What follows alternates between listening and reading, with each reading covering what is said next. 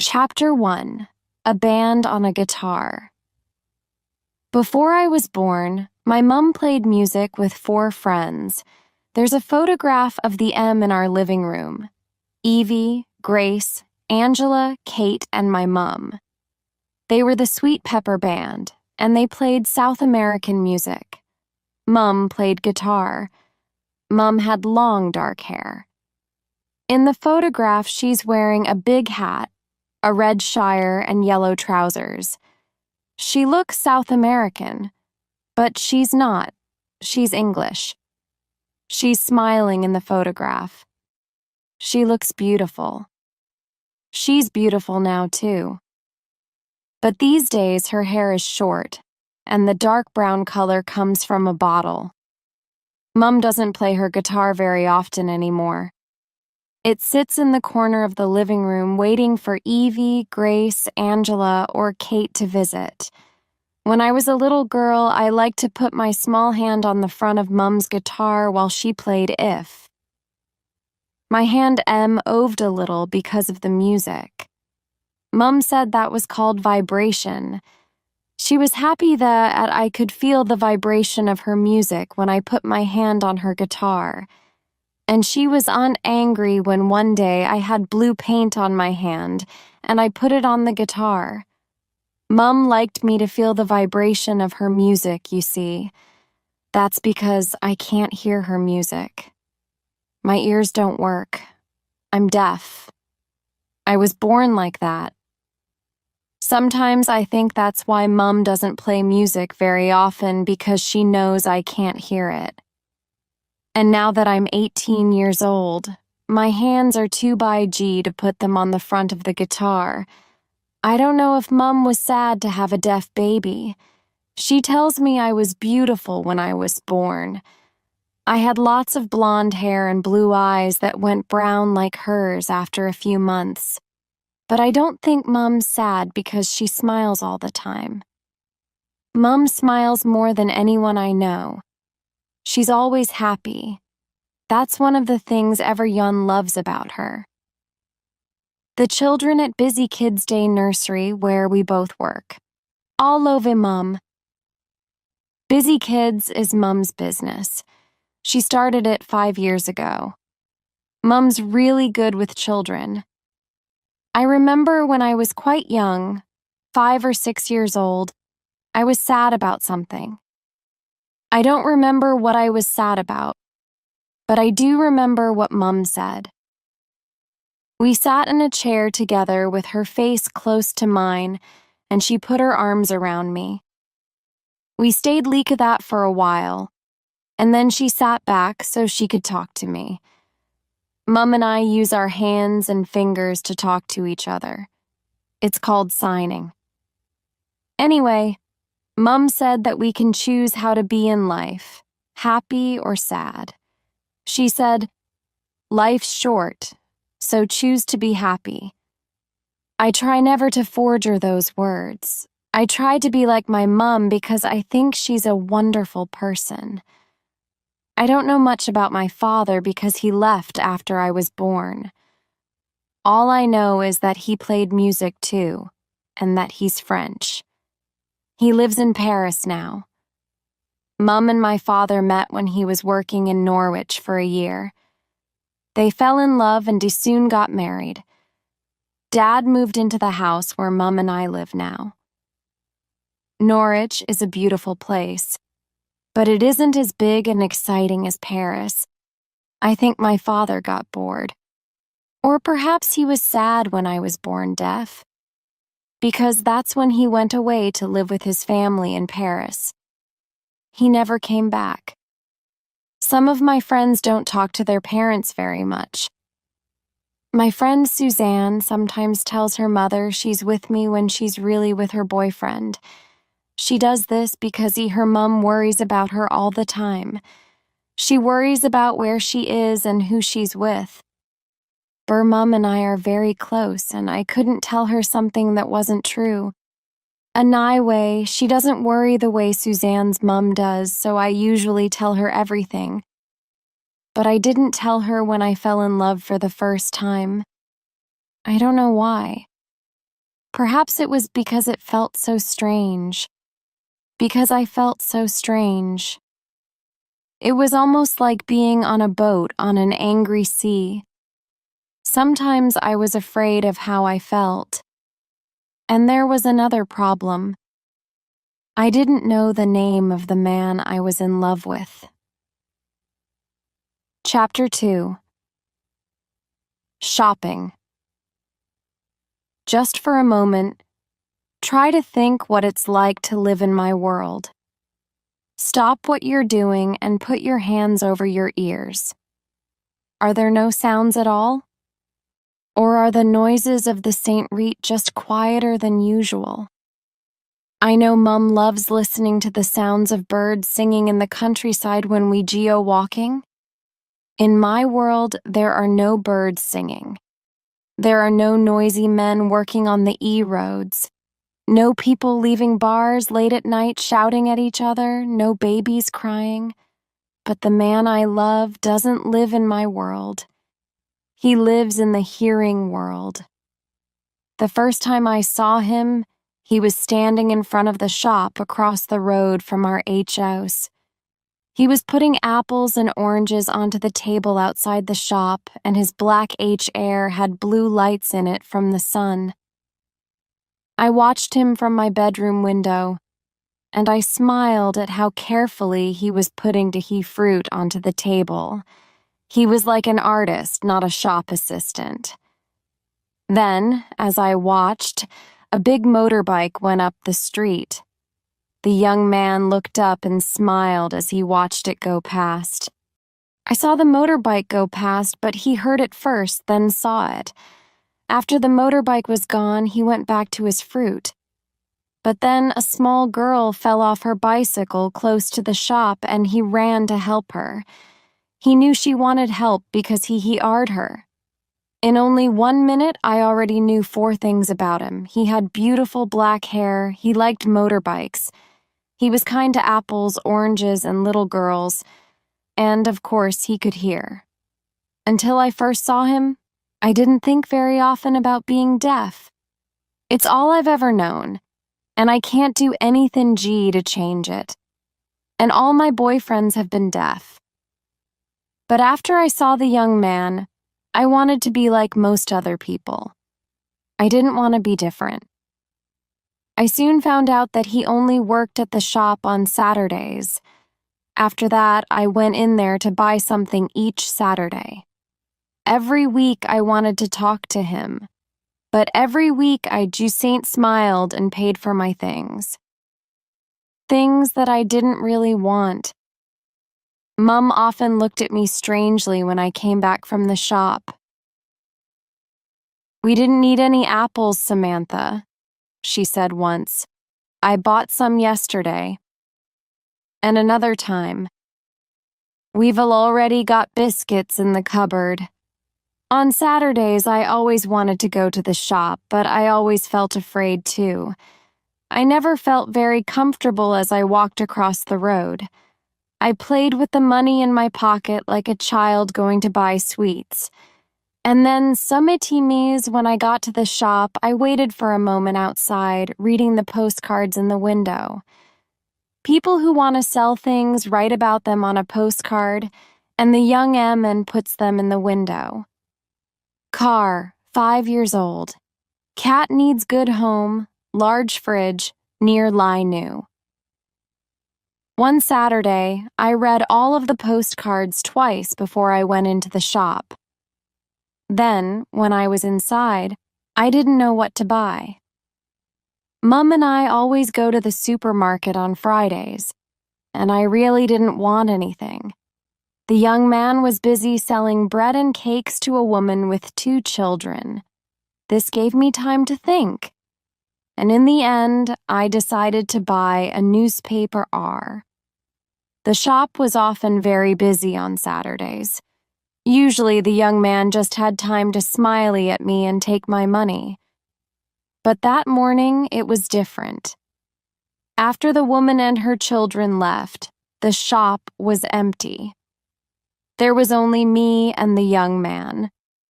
When I took my newspaper to him to pay for it, he smiled. But when I tried to smile back at him, my mouth felt like wood. Then he said something to me. I watched his mouth closely. We had lessons at school to help us lip read, to watch people's mouths to read their words when they talk. I can lip read quite well. So I watched the young man's mouth and I thought he was talking about a fire. A big fire. Then I looked down at my newspaper and saw a picture of a house on fire. It was a color picture and the fire was very big and red. I hoped nobody was in the house. That's what I wanted to say to the young man. How terrible. I hope nobody was in the house. But I didn't say it. I didn't say anything. I don't like speaking, you see. I don't like actually using my voice. When I was a child, I often tried to caulk, and other children didn't understand me. Sometimes they laughed. That's why I think my voice sounds strange, and I didn't want the young man to think I was strange. When I looked up, the young man was speaking again. Then he wailed for me to answer him. But I didn't hear him, so I couldn't. So I just smiled and took my newspaper and left the shop. But as I walked across the road to my house, I felt sad because I was sure he probably did think I was strange now. Chapter 3. My best friend Mum looked at me when I went into the house with the newspaper. We signed to each other. "Are you okay?" she asked, and I did my best to smile. "Yes, I'm okay," I said. She looked at me for a moment as if she didn't quite believe me, and then she said, "Ron's here. He's in the living room." That made me happy again. Ron is my very best friend. We lived next door to each other when we were children. Now he's a student in London, and I don't get to see him very often. He's studying to be a teacher of deaf children. He wanted to become one because of me. Ron learnt to speak to me by signing when he was very young. I went quickly into the living room. Ron was sitting on the sofa reading a magazine. When he saw me, he put the magazine down. "Hi, Sam," he signed to me and smiled. "Hi, Ron." I smiled back and kissed him. "How are you?" I was really happy to see him. I knew I could tell him about my problem with the man from the shop. Ron understood these things. I remember the first time he fell in love. It was with my friend Suzanne, actually. Mum put her head round the door. I watched her mouth move as she asked Ron if he wanted a cup of tea. She likes Ron as much as I do. When we were children, she often took both of us to the sea for the day. Once I asked Ron what the sound of the sea was like. He said, "The sea's loud when it gets to the beach, but it can be soft and quiet too. Usually I don't feel sad about being deaf, but I love the sea, and I would like to hear what it sounds like very much." I quickly told Ron about the man from the shop before Mum came back with the tea. "Actually, I think I know him," Ron said after a few moments. "My brother's friend has a Saturday job at that shop. He's a student at the university. He lives in Pete's house." Pete is Ron's brother. I couldn't believe it. My man lived in Pete's house. "What's his name?" I asked. "Jim," Ron told me. "Actually, Pete's having a party at his house tonight. Come with me. Jim will probably be there."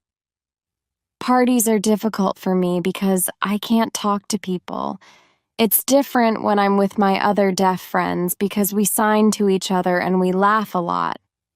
Going to a party with them is different to going to any other sort of party. We all speak the same language. When I'm at a party with them, I'm in the center of things. At parties with hearing people A, I'm on the outside. Or I feel as if I am. Ron knew what I was thinking. "Come to the party," he signed. "Please. I'd like you to comb me." "Okay," I said at last, just as Mum came in with the tea. Chapter 4. The Party. Later, I was looking at all my clothes when Mum came into my bedroom. I had a green dress in one hand and a short black skirt in the other hand. I wasn't happy with the dress or the skirt. Mum took a blue jumper from the bed and gave it to me. "The weatherman on the television says that it will snow," she said. Then she smiled and kissed me, and I felt bad that he didn't know about Jim. I decided to tell her as soon as there was anything to tell. If there was anything to tell. It was almost spring, but it was still very cold. Ron and I stopped to buy some drinks on the way to the party, and by the time we got to Pete's house, it was beginning to snow. Ron looked at me as we waited at the door. "Okay?" he asked. I smiled at him. "Yes," I said. "I'm okay." A girl opened the door and said hello to Ron. I didn't know her. She was very pretty and she was wearing a nice red dress. I smiled at her and followed Ron into the house. Inside, we went into the kitchen. It was full of people. All the girls were wearing short Dr. S's or skirts. I was the only one wearing a jumper and jeans. Ron and I took our drinks into the living room. This room was full of people, too. And it was hot, very hot. But I couldn't take my jumper off because I wasn't wearing a t-shirt under it. The jumper was a mistake, but I tried to forget about it. "The music's very loud," I said to Ron. "How do you know that?" he asked and smiled. "Because I can feel it in my legs," I told him. And it was true. It was like my hand on Mum's guitar. The vibration of the music was traveling from the floor into my feet. Then it was going right up my legs and into my body. A man came up to us. It was Pete. He said something to Ron, then looked right at me. Petey knows I'm deaf, of course. "Hello, Sam," I saw his mouth saying. "Where's Jim?" I wanted to ask, but I didn't. I just said hello and smiled. Pete talked to us for a while, then he went to change the music. Ron talked to me. People in the room watched us talking with our hands. People often watch when I use sign language. It's interesting for them, I think. Ron told me about the fun he was having with his new friends in London. He talked a lot about a girl called Mary. "Is Mary your girlfriend?" I asked him, and his face went a bit red. "At the moment, she's just a friend," he said. "But I want her to be my girlfriend." I thought about Jim. Where was he? Why wasn't he here? The party was in his house. Ron often knows what I'm thinking. "Hell come soon," he told me. Around 10 o'clock, Ron was talking to some other friends across the room. I felt very hot in my jumper, so I decided to go into the garden for a short time. Outside, everything was white. There was snow everywhere, and it was beautiful. The garden looked like a big white cake, and I was the first person to walk on it. or I thought I was the first person to walk on it. But after a few moments, I saw that I wasn't. I could see empty places in the snow made by shoes, footprints, but I couldn't see anyone. But I knew someone was there because just then, something very cold hit the side of my face. Snow. Chapter 5. Snow. Fun. More snowballs flew past my face. Then I saw someone come out from behind a white TRE. It was the man from the shop. It was Jim. I laughed and quickly made a snowball. Then I sent it through the air. But Jim moved so quickly to one side, the snowball hit a tree behind him. So I started to make another snowball, but before it was ready, Jim threw a new one at me. I laughed again. Then I ran behind a wall and made lots of snowballs. When they were ready, I came out from behind the wall. But Jim had made lots of snowballs too, and soon I was very wet. After a few minutes, I was laughing so much my stomach hurt, just the way it does when I'm laughing at parties with my deaf friends. When I looked up at last, I saw that Jim was standing quite close to me. I also saw that something was wrong. He wasn't smiling now. He was looking at me. I remembered how he looked at me in the shop, and I knew it was the same now. He was waiting for me to answer him, but I couldn't. I looked into his face, waiting for him to speak again. After a while, he did, and this time I watched his mouth very carefully. There was an outside light on the side of the house. Anyway, the snow all around us made it almost as light as day. "What's your name?" he asked. This time, I knew it was very important for me to say something. "Sam," I said carefully. "My name's Sam. Samantha." Then I told him, "I can't hear what you say. I'm deaf." He looked at me for a very long time, and I wasn't sure if he understood. Then he smiled. "Can you lip read, Sam?" he asked. I nodded. "Yes," I said. "Usually." "Then read this," he said, moving his mouth carefully. "The time for talking has finished. Get your snowballs ready." Then he ran away and went back behind his tree. Before I could move, snowballs were coming through the air again. I ran back behind my wall, laughing. My first snowball hit him in the face, but he sent one back, which got me on my face. The snow was cold and wet in my eyes, but I didn't mind. I was happy. I knew Jim was throwing snowballs at me because he liked me. Sometimes when people learn about me being deaf, they're very careful with me. I feel like I'm a piece of expensive glass. It's difficult to be friends with a piece of expensive glass. Boy Jim wasn't careful with me, and I liked that. Soon I was very hawk, but I didn't want to stop. I wanted to throw snowballs at Jim all night. But after about 5 minutes, Jim stopped. When I looked over to see why, I saw his mouth was moving. But he wasn't looking at me. He was looking at someone behind me. I turned and saw a girl standing near the house. It was the girl in the red dress.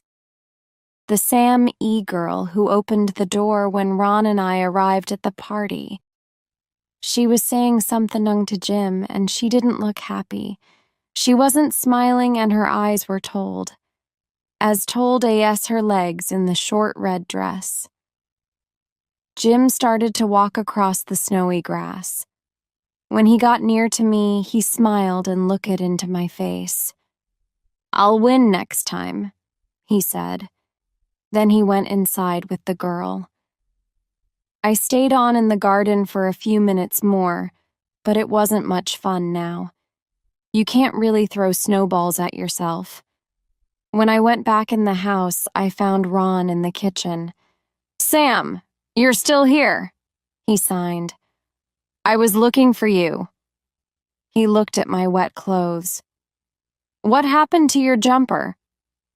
Before I could answer, I saw Jim on the other side of the kitchen. The girl in the red dress was talking to him, but he wasn't listening. He was watching me and Ron speaking with our hands. Ron saw who I was looking at. "Have you been outside with Jim?" he asked, and he smiled when my red face gave him my answer. "I've been with Jim and about 100 snowballs." I smiled as I signed the words. Ron laughed. More people came into the kitchen and he moved closer to me. There wasn't enough room for him to sign now, so he spoke carefully. "It's very good to see you, Sam," he said. "I like London, but it's not so much fun without you there." Ron is like my brother, so when he kissed my face, I knew it was the kiss of a brother to his sister, but I didn't know if Jim knew that. Chapter 6. Spring Cleaning. The next Saturday was the first Saturday in Mara. Mum always likes us to clean the whole use on the first Saturday in Mara. She calls it spring cleaning. She was cleaning downstairs and I was cleaning upstairs. I wanted to be upstairs because I could see the shop from my bedroom window. Downstairs, there are always cars in the street outside and you can't see out very well. I really wanted to see Jim again, and I looked out of the window often while I was cleaning Nung. Once he came outside to put some fruit and flowers onto the cable, but he didn't look across the road. The snowball fight was a week ago now. A week is a long time if you're in love. It was sunny and the snow was gone now. I was sorry about that. "Haven't you finished this room, Sam?" Mum stood in front of me, signing. She couldn't understand why I was still cleaning my room. I'm usually quite quick AC cleaning. When I'm not looking out of windows and remembering snowballs. "Sorry," I answered, and she smiled. "That's okay. Actually, can you go to the shop to get a bottle of window cleaner for me? I forgot to buy some." I couldn't believe it. She was sending me to the shop. "Do you feel okay, Sam?" Mum asked me. "You look hot." "Yes," I answered. "I feel fine." But I knew my face was red. "Are you sure?" she said. "I'll go to the shop if you want." "No," I signed. "I'll go." And I quickly went downstairs and left the house. Jim was busy when I went into the shop. He was standing near the bottles of wine with a man. He was helping the man to decide which wine to buy. The man was quite short. GM smiled at me over his head. I smiled at him, and then I went over to the bottles of cleaner. Mum always buys the Sammy window cleaner, but I stood in front of the different bottles as if I didn't know which Oni was best. I wanted the short man to choose his wine quickly and leave. I wanted Jim to myself. At last the man left, carrying 2 bottles of wine, 1 red, 1 white. I took my window cleaner over to Jim to pay for it. When I got there, he was writing some ething on a piece of paper. Then he gave it to me. The writing was large and black. It was like an artist's writing. I read the words, "I know more about snowballs than wine." I laughed. Did you enjoy our snowball fight? He wrote next. I took the pen from him. Yes, I wrote. I did. Very much. After he'd read my words, he looked at me. Then he started writing again. Is Ron your boyfriend? I read. This time I didn't write. I spoke. No, I said. He's my best friend. I haven't got a boyfriend. Jim understood me without any problem, or I think he did because he smiled. Do you want to meet me tomorrow night? He said, and he moved his mouth carefully so I could lip read his words. Yes, I said. I'd like that. How long does it take to buy window cleaners, Sam? Mom asked me when I got back to Teehee House, but I only smiled. Sorry, Mum. I signed and hurried quickly upstairs. It wasn't until I started cleaning Mum's bedroom that I thought about the girl in the red dress again. Who was she? But I was afraid of the answer. I liked Jim too much, and I didn't want to think about the girl in the red dress. Chapter 7. A New Boyfriend. Next day, Mum and I went to Winterton for a walk. Winterton is one of my favorite places. It's cast of Norwich, by the sea. Winterton is where Mum took me and Ron when we were children. It takes about 45 minutes to drive there. We put on our coats and made some coffee and some sandwiches to take with us. On the beach, it was cold but sunny. Some children were running by the sea with their doji. As we walked along, I told Mum about Jim. When I was finished, my face was a bit red. You really like him, don't you? She said, looking at me. It was windy by the sea. Mum's hair was all over her face, but I could see her smile through it. Yes, I said, I do. Just for a moment, she looked a little sad. She walked ahead a short way, then she looked back at me. Love is wonderful, she said, smiling again. Enjoy it while you can, Sam. Enjoy it while you can. I did enjoy myself that evening. Very much. Jim and I went to a bar in the center of Norwich. It was in the old area of town close to Teehee River. There was a pool table in the bar. I like playing pool. Ron taught me how to play, years ago. Now I'm better than him. Jim saw me looking at the pool table, and the next moment he was putting some money into the side of it. We played and I won easily. It only took 5 minutes. My last boyfriend got angry when he lost. When I looked at Jim, I saw that he was lounging. I liked that. Very good, he said, but my snowballs are better than yours. Then he looked at me. Can you understand me? I smiled. Yes, I said. I can understand if you speak slowly. Can you understand me? Jim smiled too. Yes, he said. I can understand you very well. We sat down together at a table, and for the next 2 hours we talked. Most of the time we spoke to each other, and sometimes we wrote things down. I didn't think about how we were talking. I was too interested in what we were saying. This was what I found out about Jim. He was 21 years old, and he was studying English at university in Norwich. This was his last year as a student. His family lived in Derbyshire, in the middle of England. He had a brother of 25, a sister of 17, and a dog called Skye. He liked walking in the hills near his family home. He told me that in winter the hills were often white with snow. Winter was his favourite time. Then he told me the only two things he didn't like about Norfolk. There weren't many hills and it didn't snow very often. Mum has told me that people who live in different places in England sound different way and they speak.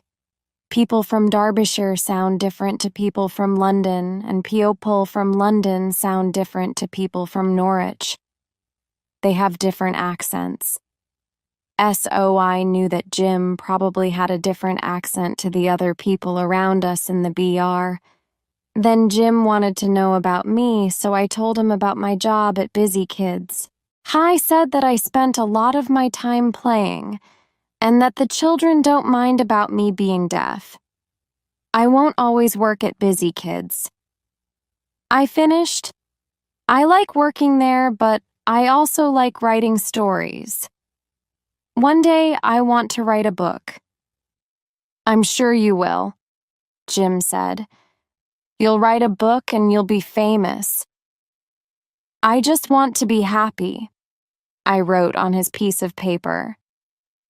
But I was already happy. Happy being with Jim. What's it like to be deaf? Jim asked then, and I thought for a moment. You don't mind me asking you that, do you? Jim asked. No, I wrote. I want to tell you, but it's difficult. I think it must be very peaceful, Jim said. I like noise, but sometimes I need to be quiet. That's when I go to the countryside for a walk. He laughed. But actually, the countryside can be a very noisy place. There are cars and animals and birds singing. Mum likes listening to the birds sing, I told him. Yes, I do too, he said. And the sound of the wind in the trees. Sometimes my world is too quiet, I said, and Jim touched my hand. Don't be sad, he said, and I smiled. I'm not sad, I said, and it was true. I was very happy being with Jim. I think being deaf is a bit like swimming underwater, I told him. You know, when you're swimming and you look up through the water, everything looks different. The water changes everything. Jim moved his chair near to mine and took my hand in his. Fish always live in the water, he said. It's all they know. Yes, I said, and I knew he understood what I was trying to tell him. Fish don't know that the water makes things look different. When the bar closed, Jim walked home with me. He had his bicycle with him. It was dark hay, so I couldn't read his lips. But I didn't mind. It was nice just to be with him. We lived in different worlds because I was deaf, and he wasn't. But it wasn't important. Outside my house, we stopped under a streetlight. Jim looked into my eyes. What's your mobile phone number? So I can text you. Chapter 8. The Girl in the Red Dress. That evening was the beginning of something wonderful because Jim and I met often at that. Sometimes he went out with his friends or stayed at home to study, but we saw each other as often as we could. We met in cafes or in bars, or we just went for walks. Sometimes we used pen and paper to talk, but usually I read his lips. I showed him some more sign language too. But often we didn't have to talk at all. We just liked being together. When we weren't together, we sent each other text messages and emails. In this way, we spoke to each other every day. Sometimes I felt I was living a Drea M, a very good dream. I was in love and I was very happy. Until the day I met the girl in the red dress again. The girl from the party. It was a Monday morning and I was on my way to work. Mom had left early to meet an EW parent, so I was walking. It was a sunny day, and I was feeling good. I went to the shops to buy food for the children's lunches, and then I walked through the park. I was probably thinking about Jim because I was always thinking about Jim. I didn't see the girl with the red dress until she stood in front of me. She wasn't wearing a red dress that day, of course, but I knew who she was. "Hello," I said, but she didn't say anything. She just stood there and looked at me. Then, when she started speaking, she talked really quickly. Too quickly. "Please," I said. "Can you speak more slowly? I can't understand you." She looked cross. "What?" I saw her say. "I can't understand you." My face went red, but I tried again, speaking carefully. "Please speak more slowly so I can read your lips. I'm deaf." When she spoke again, she spoke very slowly. Too slowly. I could understand every word. "Jim was my boyfriend before he met you," she said. "My boyfriend. We were very happy together. Very happy. I'm good for him in a way you can never be good for him. How can you be good for him? You can't hear his music." "His music?" I didn't understand what she meant. She looked at me. "Don't you know about his music?" she said. "Jim plays in a band. I can't believe you don't know that. The band means everything to him. Everything. And he needs to be with someone who can hear his music. Jim writes songs. Didn't you know that? You really don't know Jim very well, do you? He writes songs and he plays them to me before he tries them with the band. He could never do that with you, could he? So stay away from him. Understand? You'll never make him happy the way I do." She waited for a moment to see if I would say anything, but I was too hurt inside to speak. Hurt and afraid. So she said it one more time. "Stay away from Jim." Then she left. There was a seat in the park under a tree. I sat down on it and watched her walk away. My head hurt. It was lull of her words. She was Jim's girlfriend until he met me. Was that true? Why didn't he tell me? And he played D music in a band. Was that true as well?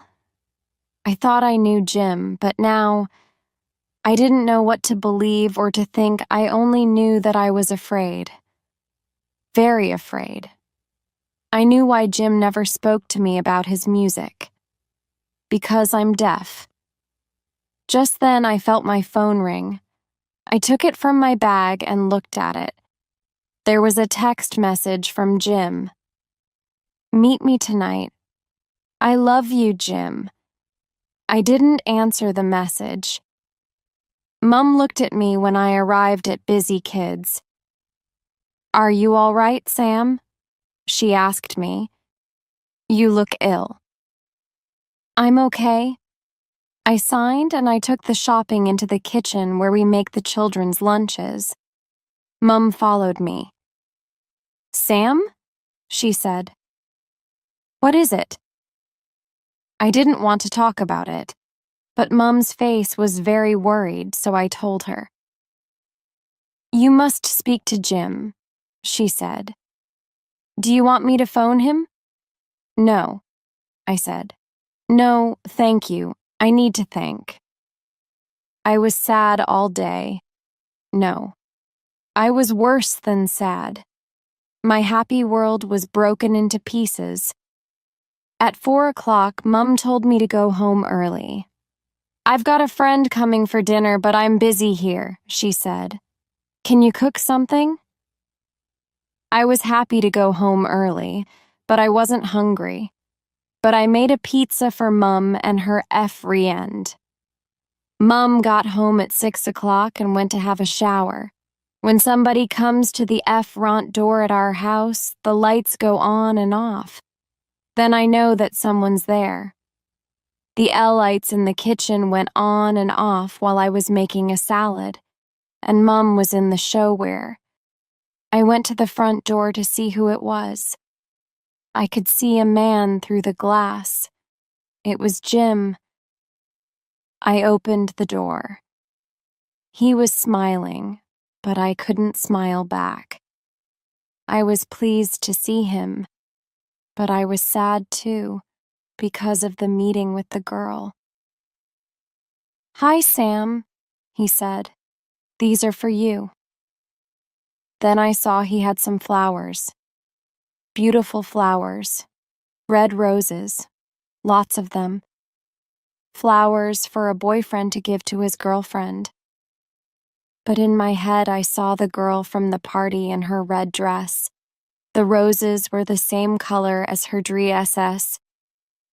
Did Jim give her roses when he was her boyfriend? Chapter 9. Pizza and Talking. When I was about 15 years old, my favorite books and films were all love stories. The stories were all the same. There was a man, the hero, and a woman, the heroine. They met. But there was always a problem, which meant they could not be together at first. Perhaps the hero was hurt by love in the past and didn't want a girlfriend now. Or the heroine had an important job and didn't have time for a boyfriend. Anyway, these books or films always finish in the same way. The hero and the heroine know that they are in love, so the problems aren't important. The only important thing is their love. When we tell children stories, we often finish, "and they were happy ever after." It's the same with love stories. The hero and the heroine are always happy ever after. Happy together always with no problems. But real life is different to stories. And I'm not a heroine. Anyway, I read hundreds of those books when I was 15, and there was never a story about a deaf girl with a boyfriend who played music. I moved away from Jim as Mum came down the stairs. Her hair was wet, but she was smiling at Jim. I soon saw that he was the friend coming to dinner. "I don't want you to be sad," she signed to me while Jim put the roses in some water. So I phoned Jim and asked him to dinner. "After we've eaten, you can tell him why you're sad. And until then, I can find out more about him." She was smiling like the children in the busy kids' nursery smile sometimes, when they've done something a little bad. I don't usually feel angry with the children, and I couldn't feel angry with Mum. While we are the pizza, Jim and Mum talked. Mum laughed a lot. I knew she liked Jim. Of course she liked Jim. Sometimes Mum signed to me to tell me what she and Jim were talking about: his studies at university, his family, her days as a musician with the Sweet Pepper Band. "Jim's father plays guitar," she told me. "He was choir famous when he was a young man. Isn't that interesting?" Mum was like a young girl. She was having fun talking to Jim. But I sat quietly, watching them. I didn't eat very much. I wasn't hungry. I think Mum was asking Jim more questions about his family. But I just felt sad that I didn't already know about his father being a famous musician. After 2 months of being Jim's girlfriend, I didn't know his father was a famous musician. I didn't know about Jim playing in a band. and I didn't know that the girl from the party was his girlfriend before me. What else didn't I know? "I'm going out now," Mum said to me after dinner. "I'll wash the plates when I come home. You stay here and talk to Jim." I saw her say goodbye, and then she left. I took Jim's plate. "Do you want a coffee?" I asked him. "No, thank you," he said. He was looking at me, waiting, but I didn't know what to say or how to begin. I only knew that I wanted to sign to him what I was thinking and feeling. I wanted him to understand signing. Signing is my first language, and I wanted to talk to him about the girl from the party in my first language. Jim waited until I was looking at him. "Your mum told me what happened," he said. "She told me about Lauren." So, I thought, that's what she's called. Lauren. I didn't like her, and I didn't like her name. "Sam," Jim said, "Lauren wasn't my girlfriend when you and I met at the party. We did go out together for a few months, but that was last year. We're just friends now. Or we were friends." "Oh, I'm so angry with her for hurting you. I didn't think Jim would lie to me. But he didn't tell me about his music." Jim knew what I was thinking. "I'm sorry I didn't tell you about my music," he said. "You didn't tell me because it's a problem," I said, but he didn't agree. "No," he said, "that's not true." "Yes, it is," I said. "I told him he loves music and I can't hear music. It's a big problem. I told him he doesn't want a deaf girlfriend, he wants a hearing girlfriend." But now, Jim couldn't understand me. I wasn't speaking very well because I was angry and sad. So I wrote it down for him. "Yo, you want a girlfriend who can hear your music. I'm not good for you." Jim's face was very sad. "Don't say that," he said. "It isn't true. I know what I want, and that's you. You are good for me, Sam.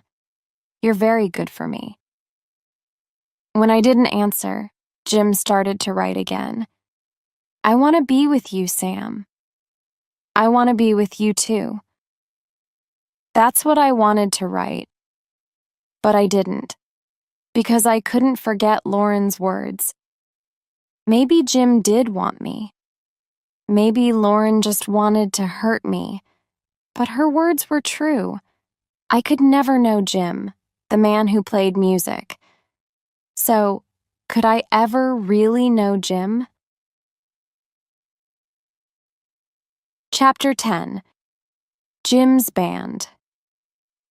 Jim went home after that. I told him to go because I needed to think. Before he went, he wrote something down and Dee gave it to me. I read it after he left.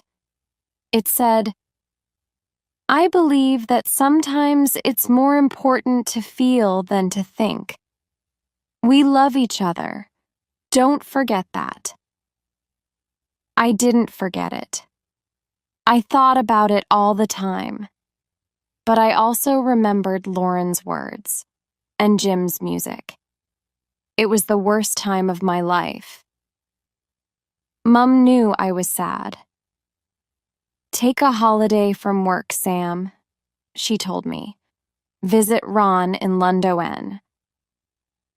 I thought it was a good idea.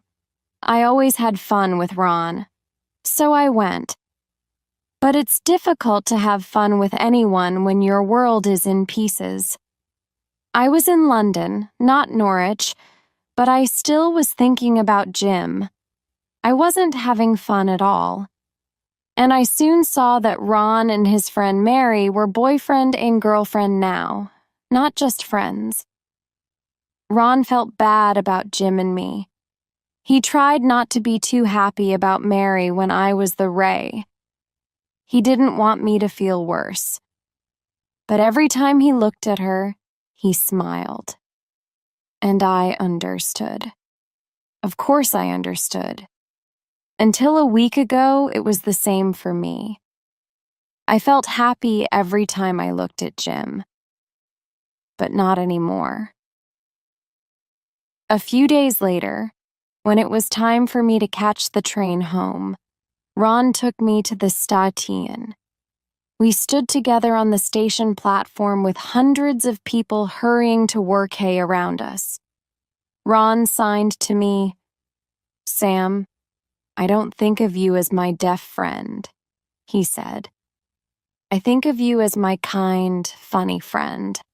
I'm sure it's the same for Jim." "I'm so lucky to have you as my friend," I told him. We kissed and said goodbye, and then I got on the train. I wanted to believe Ron, but Lauren's words were always in my head. Jim wants to be W with someone who can hear his music. I knew it was true. When I got home, Mum looked at me. She saw in my face that nothing was different. "Send Jim a text message, Sam," she said. "Please, speak to him. I hate to see you like this." "I can't," I told her. She looked at me for a long time. "Do you know what I think?" she said. "I don't think this is about Jim at all. I think it's about your father." I looked at her, but I didn't say anything. I wanted to know what she meant. "I didn't want to tell you this," she said, "but now I think it's best." Mum's face was sad, and I felt afraid. "What is it?" I asked. Chapter 11. Happy ever after, I knew the music was loud because I felt the vibration of the sound in the floor under my feet. Mum put her hands over her ears. When Jim saw me, there was not as much vibration because he stopped playing his drum S. He got up and walked over to me, and his friends stopped playing too. I think everyone was looking at us, but I'm not sure. All I remember is Jim's smile and the love in his eyes before he kissed me. As I kissed him back, I forgot to be afraid. This was Jim and I loved him. There was nothing to be afraid of. After a few moments, he moved about a meter away and started to sign to me. He made his own mistakes, but I understood. Just as he understood when I spoke to him. And I remembered his fast hands on the drums. There was no problem. This is what he signed to me. "Your mum taught me some sign language. Now I'll teach you to play drums. Come with me." Before I could answer, Jim took my hand in his. We moved to stand with his friends. Moo M was smiling at me. Everyone was smiling. Jim stood behind me and his hands were on my hands, and then I was playing the drums. And the vibration traveled from the drums to my hands and up my arms to my head. It was wonderful as my small hand on the front of Mum's guitar.